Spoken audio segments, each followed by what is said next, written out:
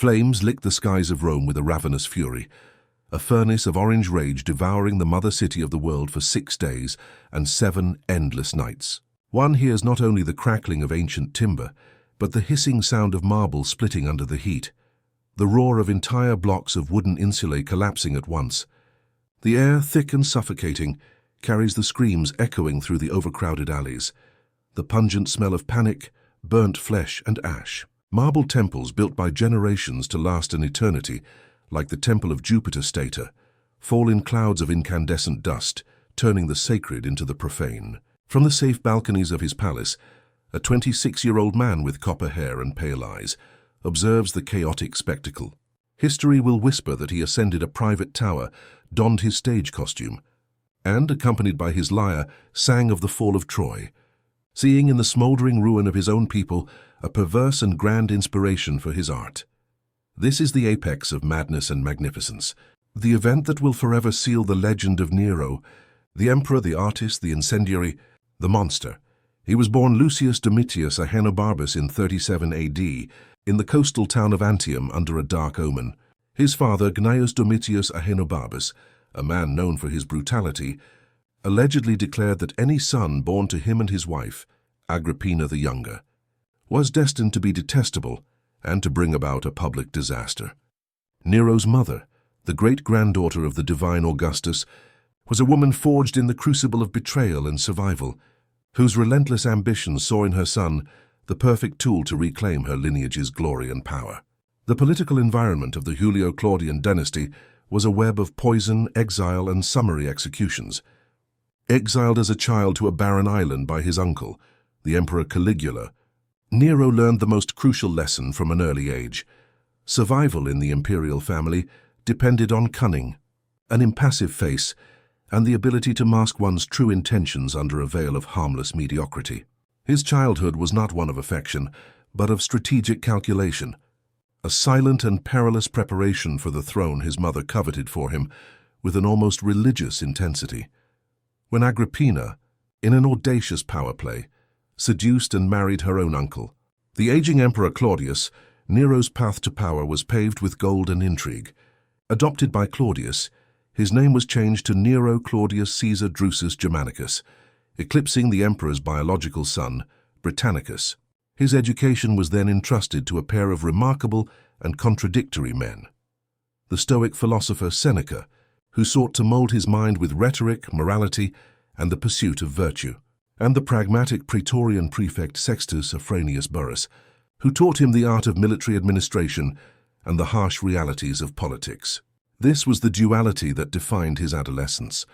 On one side, the philosophy of self-control and duty.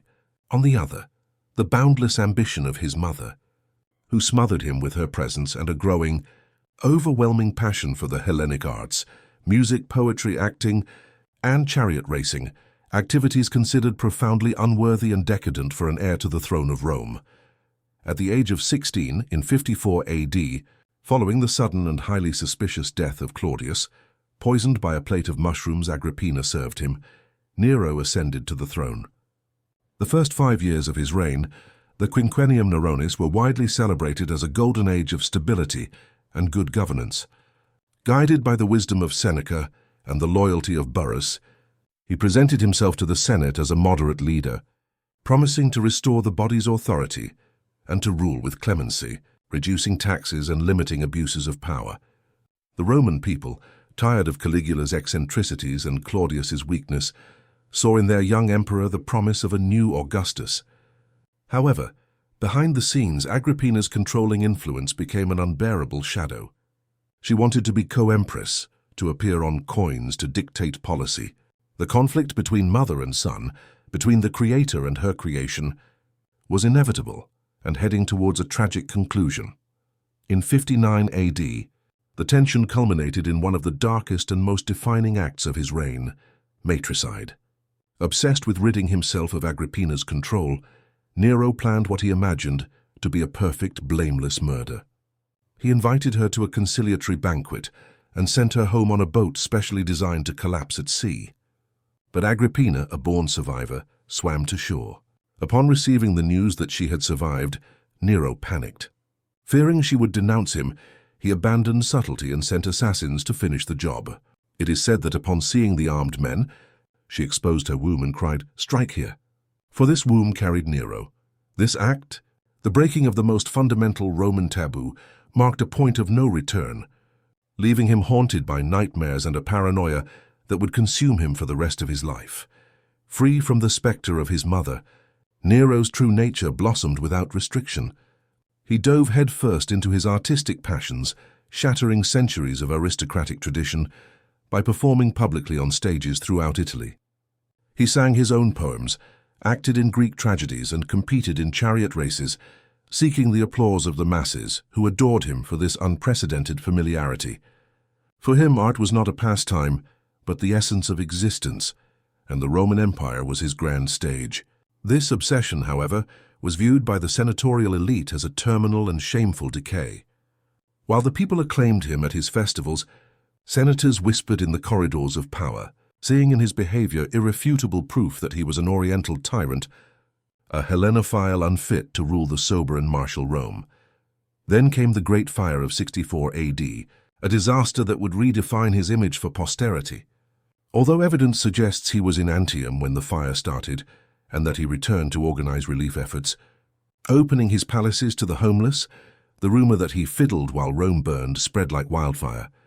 To deflect the growing suspicion and popular fury, Nero found a perfect scapegoat, a small and obscure religious sect from the East known as the Christians.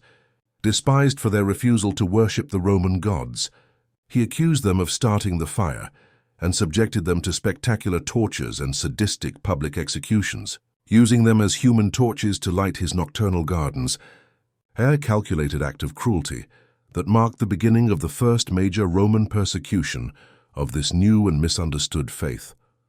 From the ashes of a destroyed Rome, Nero dreamed of building a new and glorious city that would bear his name, Neropolis. His most ambitious and outrageous project was the construction of his new palatial residence, the Domus Aurea, or Golden House. It was a palatial complex of unimaginable extravagance, covering vast areas of the city center, with villas, lush gardens, an artificial lake the size of the sea, and pavilions whose ceilings were adorned with gold leaf, ivory, and precious stones, and which could rotate in sync with the heavens. In the vestibule, he erected a colossal bronze statue of himself over 30 meters high, as the sun god Apollo. The monumental construction, financed by confiscations and heavy taxes on the provinces, was seen as the final act of a despot dancing on the ruins of his own people, fueling the resentment that simmered throughout the empire. The latent discontent finally erupted in the Pisonian conspiracy in 65 AD, a vast and poorly organized plot by senators, equestrians, and even praetorian officers to assassinate him and restore what they saw as the dignity of the Republic. The discovery of the plot, through a denunciation, unleashed a wave of terror and purges. Nero, now completely dominated by paranoia, saw enemies everywhere. A witch hunt ensued, forcing dozens of members of the Roman elite to commit suicide, including his former tutor, Seneca, who faced death with a stoic resignation that served as a silent rebuke to his former pupil. The emperor, now isolated in his golden splendor, no longer ruled with clemency but with the sword, and his reign devolved into a bloody and unpredictable tyranny. In a desperate attempt to escape the oppressive and dangerous atmosphere of Rome, he embarked on a long and grand tour of Greece in 67 AD, the land he considered the true cradle of civilization and art.